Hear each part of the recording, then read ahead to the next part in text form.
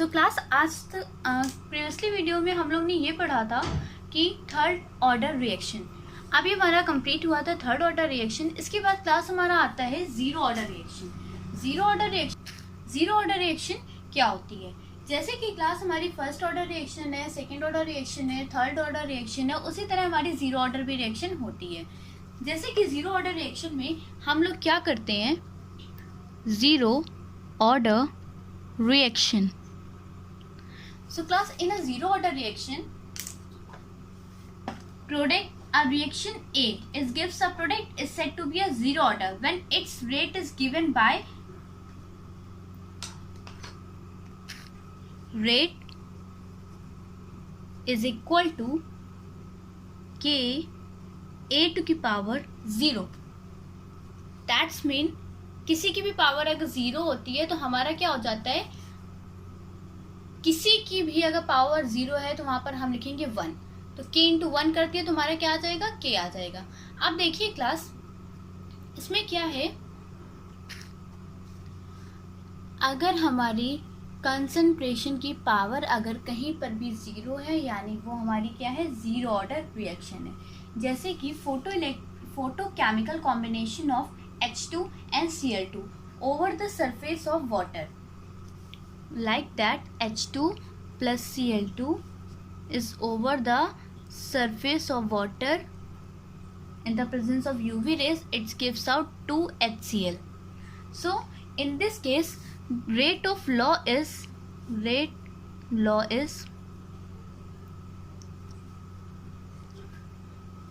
rate is equal to k H2 की power 0 Cl2 की power 0, so that's mean k. So here the power is 0, so this is called zero order reaction. Order of reaction ये हमारी क्या हो गई है, order of reaction ये है हमारी जीरो ऑर्डर, जीरो। जैसे कि अगर मैं एक और एग्जांपल ले लेती हूँ, मैंने एक एग्जांपल और लिया है। जैसे कि हमारा अमोनिया है, 2 मोल्स ऑफ अमोनिया हमने लिया हुआ है।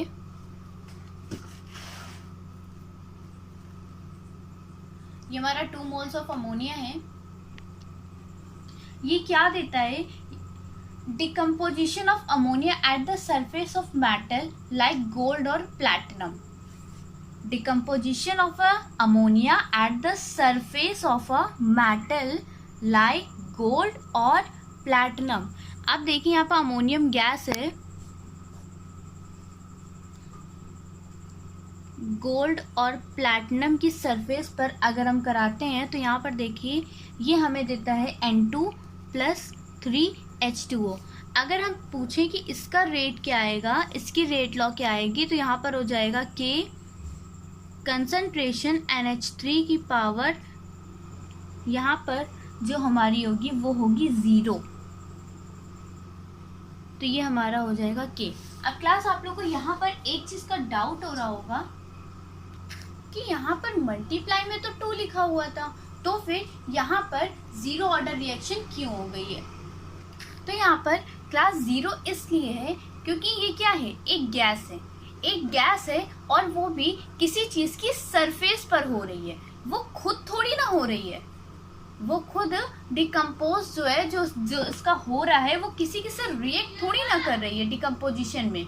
आप देखिए, तो इसलिए यहाँ पर जीरो लिया गया है।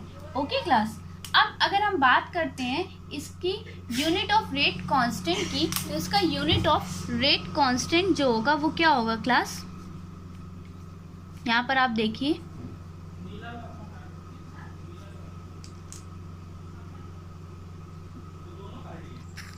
देखिए यहाँ पर हमारी जो रेट है वो क्या है, रेट इज इक्वल टू के कंसंट्रेशन A टू की पावर 0। देखिए उस बेसिस पर हमारा जो K होगा वो क्या होगा, रेट, उस बेसिस पर हमारा कंसंट्रेशन रेट के इक्वल होगा। अब देखिए यहीं पर हमारा जो K है, रेट हमारी होती क्या है, वो रेट ऑफ रिएक्शन हमारी क्या होती है, कंसंट्रेशन अपॉन टाइम, तो हम लिख लिया हमने कंसंट्रेशन अपॉन टाइम। तो अब देखिए हमारी हो जाएगी मोल, कंसंट्रेशन की मोल हो गई, टाइम की क्या हो गई सेकेंड, मोल पर सेकेंड इसकी यूनिट हो जाती है।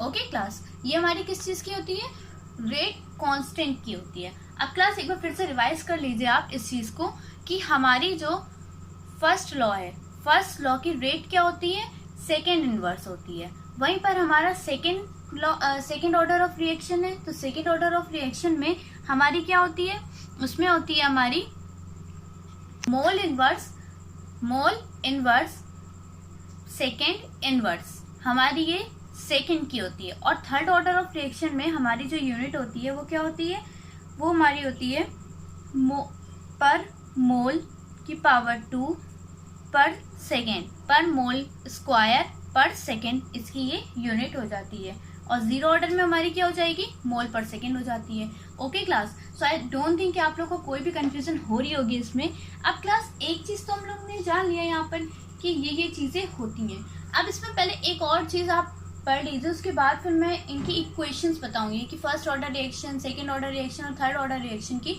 अगर इक्वेशंस आ जाती हैं तो हम उन इक्वेशंस को किस तरीके से सॉल्व करते हैं। इक्वेशन के बेसिस पर ज़्यादातर क्वेश्चंस दिए जाते हैं। ये सब क्वेश्चंस जो हैं ये आपके बहुत नॉर्मली होते हैं और ये सब आते हैं, पर 1 मार्क्स में हो सकता हो आए भी या ना आए, पर वैसे वाले जो मैं क्वेश्चंस इक्वेशन में आपको कराऊंगी उसके क्वेश्चंस ज़रूर से ज़रूर आते हैं। मैंने पिछले 10 ईयर में देखा है कि उसका एक नया क्वेश्चन रखा होता है हमेशा। सो मैं ये चाहूँ कि मैं आप उस पर ज़्यादा कंसंट्रेट करके उसको पढ़ें। ओके क्लास, सो अब देखिए मैं आपको पहले बता देती हूँ pseudo first order reaction. Pseudo first order reaction.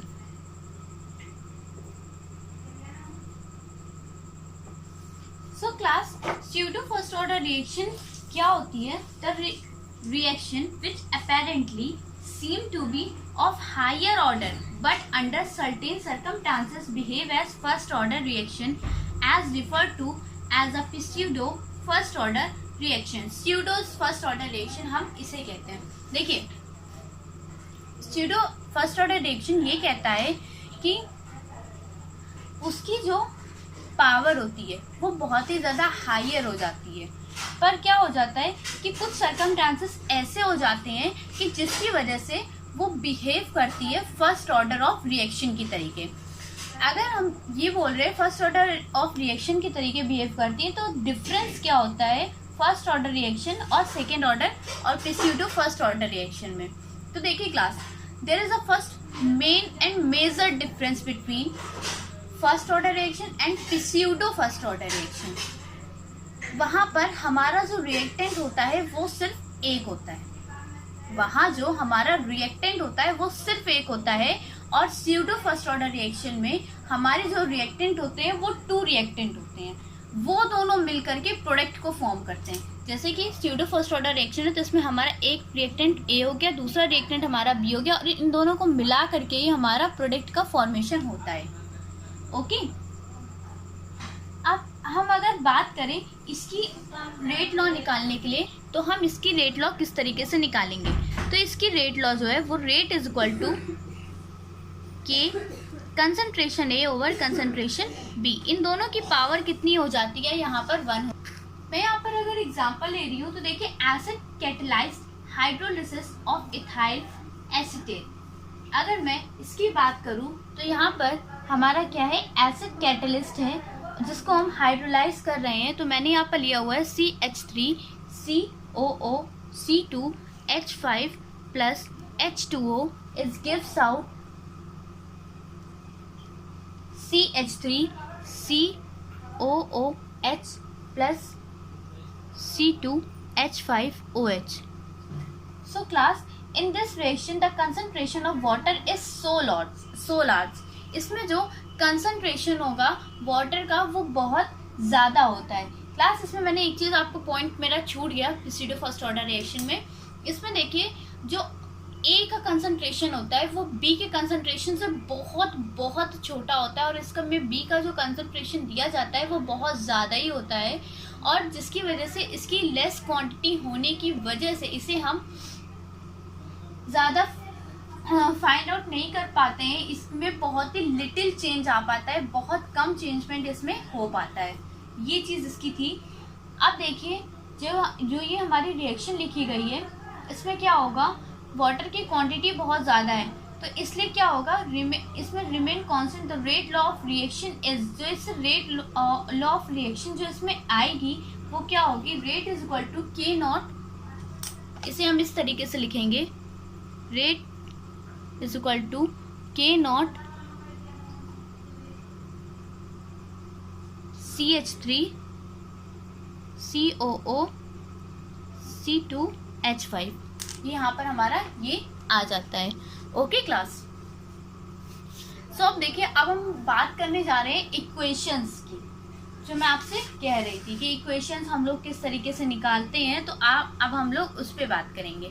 So class, आज मैं जीरो ऑर्डर रिएक्शन की क्लियर करूँगी, और नेक्स्ट डे फिर मैं आपको फर्स्ट, सेकेंड और थर्ड ऑर्डर की मैं क्लियर करूँगी रिएक्शंस। इसमें फर्स्ट, थर्ड, सेकेंड और थर्ड ऑर्डर रिएक्शंस में काफ़ी सारी चीज़ें हैं, काफ़ी सारे इंपॉर्टेंट पॉइंट्स हैं जो आप लोग को एग्ज़ाम के बेस पर बहुत ज़्यादा ही इम्पोर्टेंट होते हैं। ओके, सो अब हम लोग स्टार्ट करते हैं zero order reaction with a rate equation. Rate equation के साथ हम स्टार्ट करें। सो देखिए, इसमें क्या है, let us consider the following reaction which is of a zero order. Zero order हम इसे कंसीडर कर रहे हैं। Let us consider the following reaction which is of zero order. That's mean A gives out a product। इसमें देखिए, अगर हम suppose करते हैं कि इसका जो इनिशियल कंसंट्रेशन ऑफ A जो है, ये हम सपोज कर रहे हैं, initial concentration of A is concentration A naught, and let the concentration of A after time interval T will be, कुछ टाइम के बाद टाइम T लेकर के इसका कंसंट्रेशन जो है वो क्या हो जाता है, इंटरवल आफ्टर इंटरवल, यहाँ हम लिख देंगे after interval,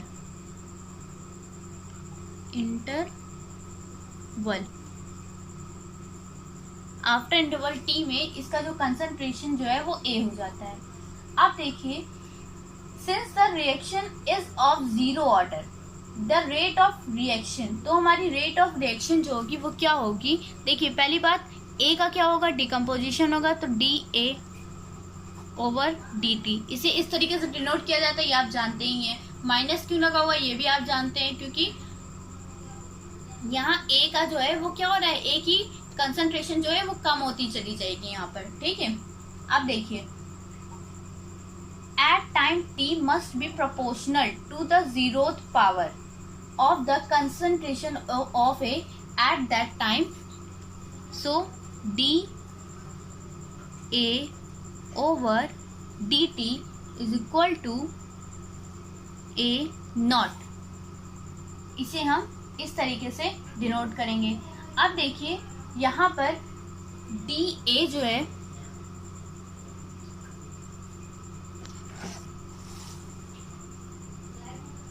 DA over DT is equal to K of concentration A। अब देखिए, किसी की भी पावर यहाँ पर जीरोथ पावर है, सॉरी यहाँ मैंने नॉट बोल दिया था आपको, ये जीरोथ पावर है। ठीक है, जीरोथ पावर ही तो है, जीरो ऑर्डर रिएक्शन निकाले तो जीरो ही पावर रहेगी यहाँ पर। अब देखिए, K A टू की power zero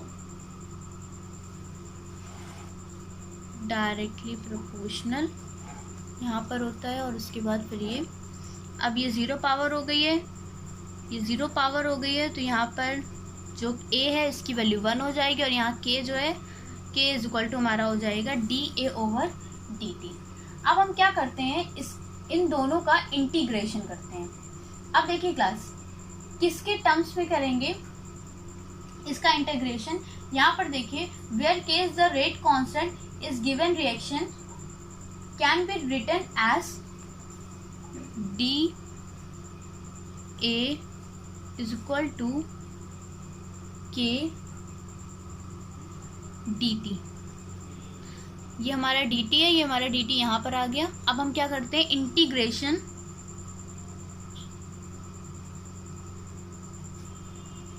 on both side.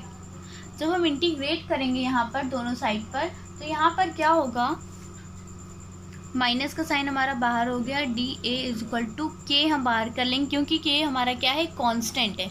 जब कोई चीज़ हमारी कांस्टेंट होती है तो वो इंटीग्रेशन के हमेशा बाहर साइड पर आ जाती है। सो अब देखिए यहाँ पर minus concentration of A is equal to k।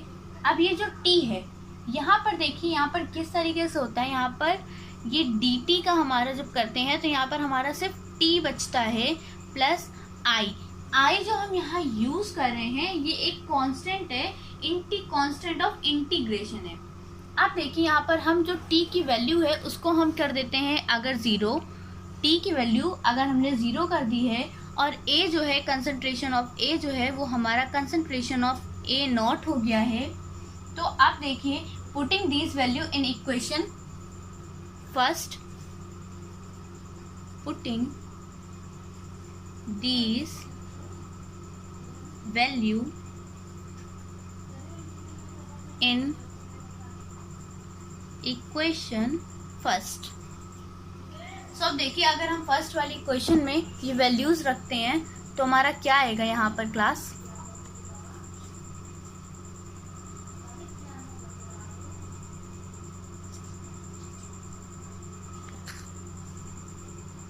यहाँ रखी तो हमारी होगी minus concentration of A0 is equal to t की वैल्यू अगर हमने 0 रख दी है तो यहाँ पर हो जाएगा I is equal to minus of A0, concentration of A0। ठीक है, अब देखिए, substituting the value of I in equation first. अब हम क्या करेंगे, इस वाली इक्वेशन में इस वैल्यू को उठा करके यहाँ पर हम रख देंगे। अगर हमने इस जगह पर वैल्यू रख दी तो हमारा क्या बनेगा, यहाँ पर से देखिए, substituting the value of I in equation first.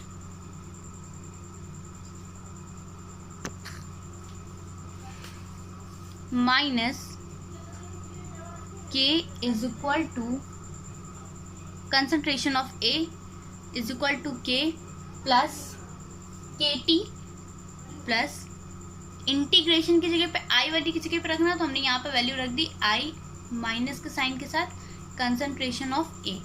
अब देखिए, यहाँ पर से हमने क्या करा, कंसंट्रेशन का साइन, ये ब्रैकेट हटा दिया, ब्रैकेट हटाने पर यहाँ पर हमारा हो जाएगा concentration of A KT minus concentration of A0।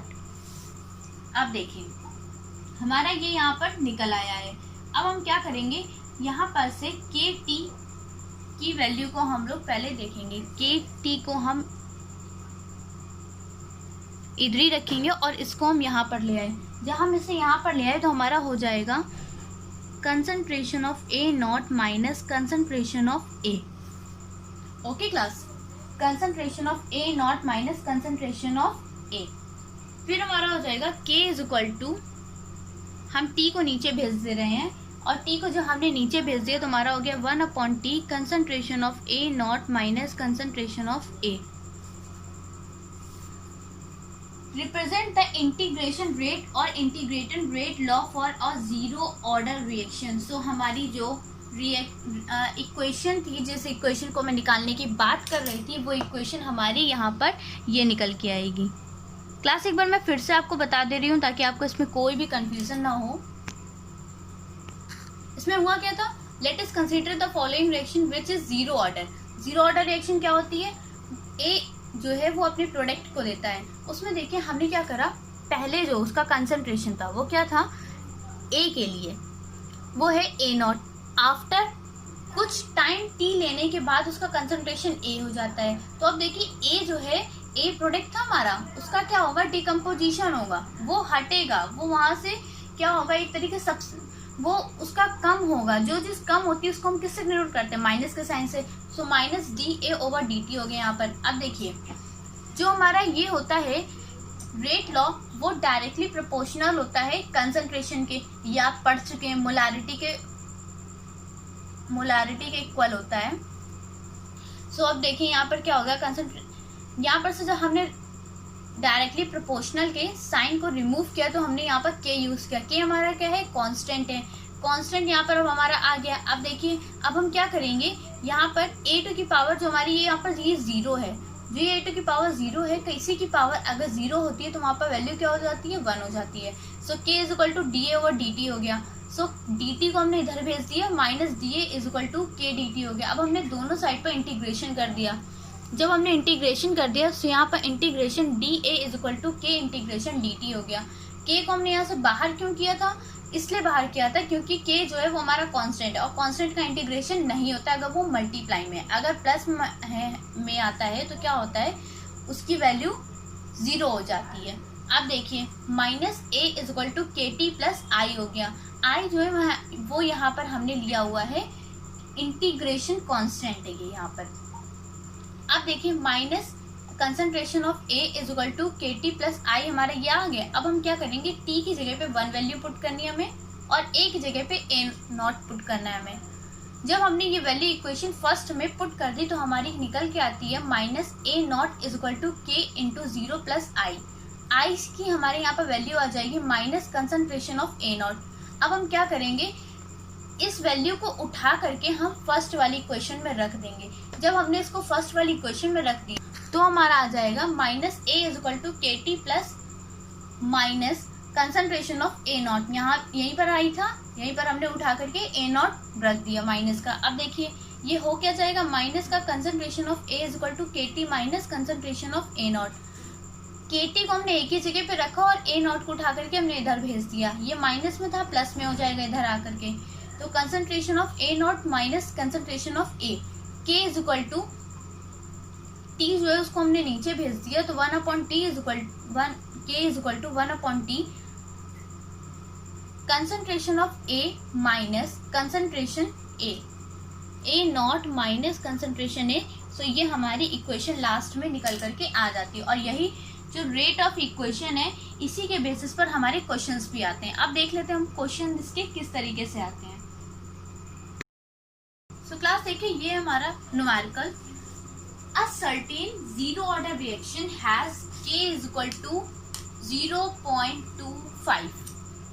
सो हम लोग लिख लेते हैं पहले k की वैल्यू, हम एक एक करके वैल्यू भी लिखते चले जाते ताकि हमें निकालने में कोई भी कंफ्यूजन ना हो। मोल पर second for the disappearance of A के डिसअपियर होने पर k की जो वैल्यू है वो ये दी गई है। What will be the concentration of A, तो कंसंट्रेशन ऑफ ए जो है वो हमारा क्या है, जो हम आफ्टर 15 सेकेंड 15 सेकेंड के बाद, यानी टी हमें 15 दिया गया है।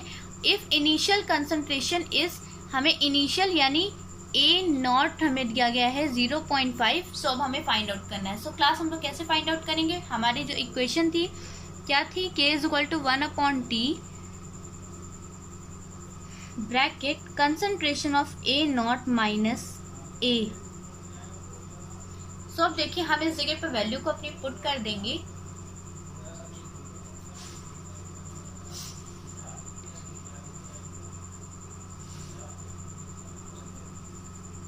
k is equal to 0.025 is equal to 1 upon t है हमारा 1 अपॉन 15 यहाँ पर हो जाएगा। ए नॉट की वैल्यू हमें नहीं पता है, हम इसे ए नॉट ऐसे ही लिख देते हैं। ए नॉट की वैल्यू सॉरी क्लास हमें पता है, ए नॉट की वैल्यू हमारी है 0.5 minus concentration of A.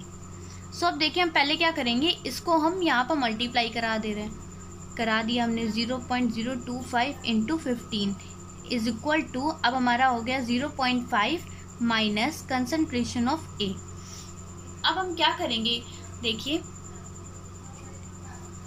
Multiply कराया, हमारा हो गया 75, 7 कैरी 35, 30 प्लस 7 37 3, यानी हमारा 0.5 माइनस ए नॉट जो है वो हमारा ये निकल के आ रहा है। अब हमने क्या करा, ए नॉट को हम इधर ले जाएंगे और इसे हम इधर ले आएंगे।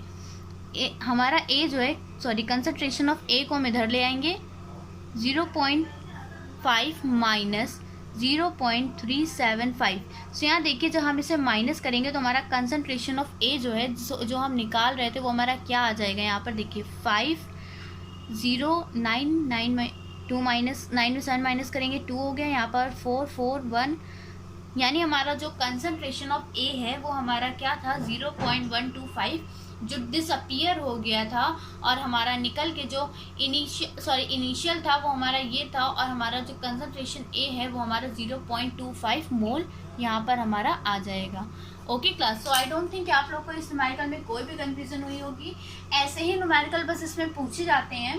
ओके, और किस तरीके से वैल्यू पुटअप करते हैं ये भी मैंने बता दिया। जैसे इसमें अभी मैंने पूछ लिया है कि ए की वैल्यू, उसमें हो सकता है पूछ लिया जाए ए नॉट की वैल्यू क्या थी, के की वैल्यू क्या थी, टी की वैल्यू क्या थी। आप लोग को कोई भी 3 चीज़ें दी जाएंगी और एक चीज़ को फाइंड आउट करना होगा, और वो किस तरीके से फाइंड आउट करना है, बस न्यूमेरिकल में बस आपको फॉर्मूले में वैल्यू को रखना है और आंसर को निकालना है।